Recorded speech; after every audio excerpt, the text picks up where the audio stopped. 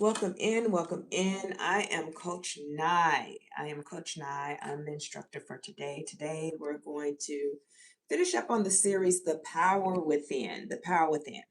It's a leadership course, so let's go ahead and get started with that. So, this is the series to The Power Within. This is episode 7. We're going to go ahead and lock in now. I hope you guys are having an amazing weekend so far. And this episode is about self love, awareness, and regulation. Okay. Why leaders must heal. Okay. That is the most important part of being a leader. Why it's so important to heal. It is very important for us to heal. And it's because when our wounds go unaddressed, what happens? They surface in our leadership. So, unhealed leaders react instead of responding. The most important thing when you're healing is learning how to respond correctly in a healthy manner, right? We no longer react. Reaction causes us to say things that we can't take back. Whenever you react out of emotion, reaction is emotional based. And as leaders, we learn how, and just as a healed individual, we learn to respond, which is sometimes we have to pause, take a step back, and then approach the situation. So, why leaders must heal? Unhealed leaders react instead of responding. When wounds go unaddressed, they surface in our leadership. Triggers replace discernment, and emotions override our wisdom. So, reaction is impulsive and defensive. Response is measured and intentional. So, response, you take time, you pause before you think. You think that's a response. A reaction is impulsive and defensive. You're immediately ready to go into crash out mode. You're not trying to listen and understand. You just want to reply. And that's what reaction does. So, spiritual leaders commit to inner healing so their past does not control their present influence. That's what spiritual leaders do. Clean my glasses off. So, spiritual leaders commit to inner healing so that their past does not control their present influence. So, I talk a lot about, before I joined the military, how I was a product of my environment. I did a lot of things as teenagers do, right? And once I joined the military, a lot of things about me changed. And why they changed is because I got to see better and I got to see a different culture. So it's that type of thing of healing and of understanding that where I lived, that wasn't the end all be all. It was I had more to me. I didn't know I had more to me. I had more depth to me. I did not know. But had I not left that environment to learn to become better, I would have stayed very low vibrational. And that's the most important thing. As leaders, we commit to inner healing. You cannot grow and not heal inner and within, right? So even as a personal trainer, I always tell people, a lot of the personal trainers are gym rats. We call them gym rats. They're gym rats because of that's their healing. That's the way that they self-regulate. But it was a catch to that. So all this time I would go to the gym and I would go to the gym. And if I missed a day in the gym, oh, I was frustrated. Oh, I couldn't function. I couldn't get it right. I'd be so irritated because that was my way of self-regulating. That was my healing, but I didn't know it was what I needed to do on the inside. I was only surface healing. Okay. So those type things, when you go inward as a leader, you heal and it keeps your past from coming up and controlling the outcome. So unhealed pain reacts. Healed maturity, we respond. It responds, right? We take time to think. We step back. So self awareness reveals patterns, okay? Self awareness is the discipline of examining your thoughts, your emotions, and your behaviors honestly. Self awareness is the discipline of examining your thoughts, emotions, and behaviors honestly. If you can't be honest with yourself, that's the most important part. When you're learning in the healing journey of the self awareness, the first thing is to acknowledge. Well, if you're not being honest with yourself, you're not going to get too far in the healing journey, and you're not going to be successful in your leadership journey as well, because the first leader, the first person, the first assignment, the first project is you. If you don't know how to lead yourself, how can you lead others? It exposes recurrent patterns, both strength and weaknesses that shape your leadership. So, what you are willing to see, you are willing to improve. What you ignore will repeat. But a lot of people, and this is what I need a lot of people to understand. You don't know what need to be healed until you're triggered. You've been in survival mode your entire life. So when you step into leadership, of course you're going to step into leadership of what you know.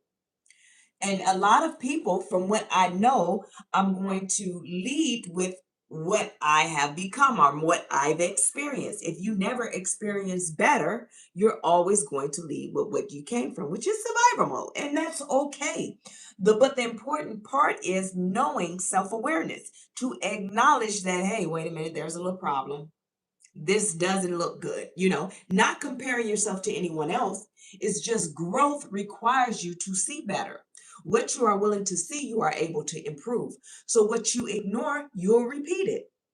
So let's look. Awareness precedes transformation. Always remember that. Awareness precedes transformation.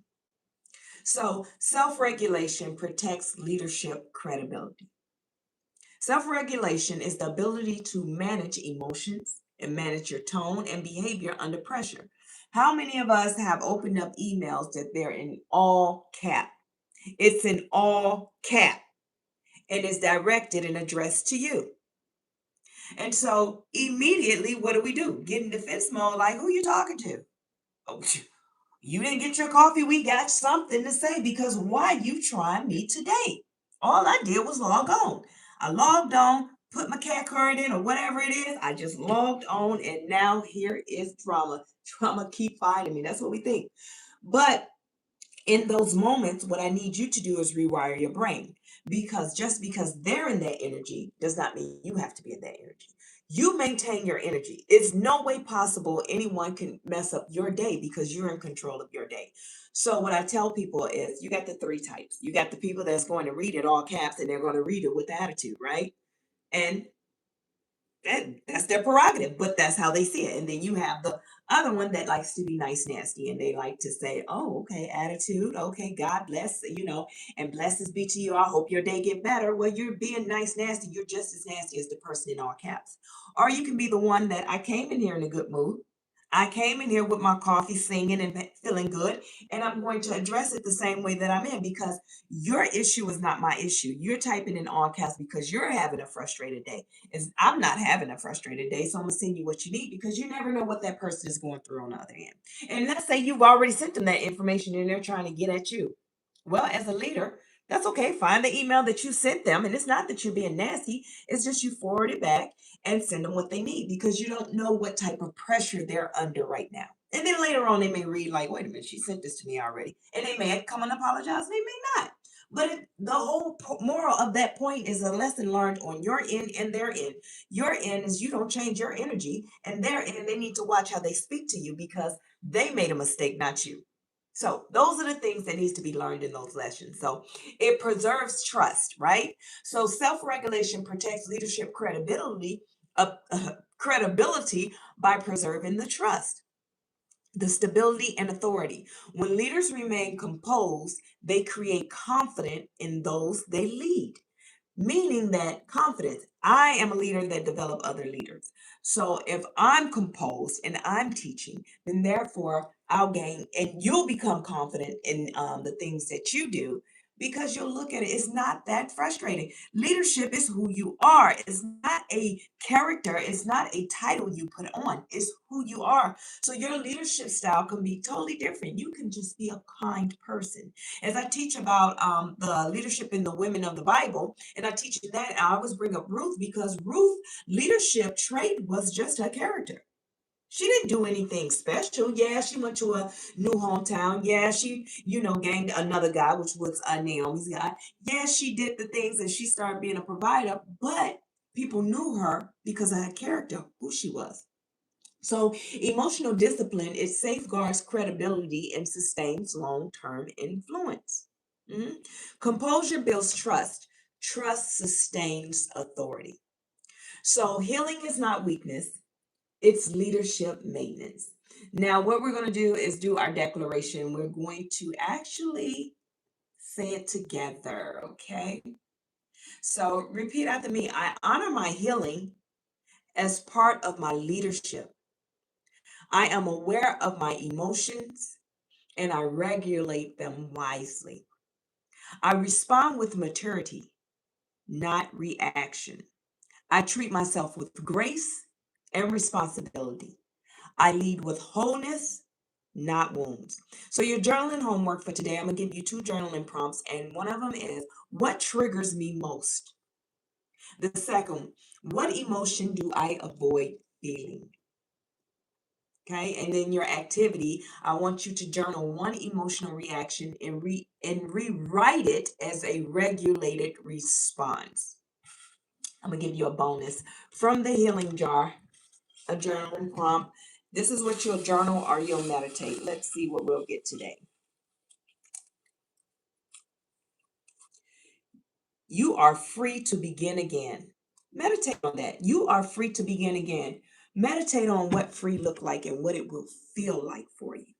So if you are in the live and you've attended the live, I really appreciate you and I thank you. This will be housed in my playlist, The Power Within. If you missed any of this episode and would like to go back, this is a leadership course. And also, women, I have just started the Lead Her Movement Network.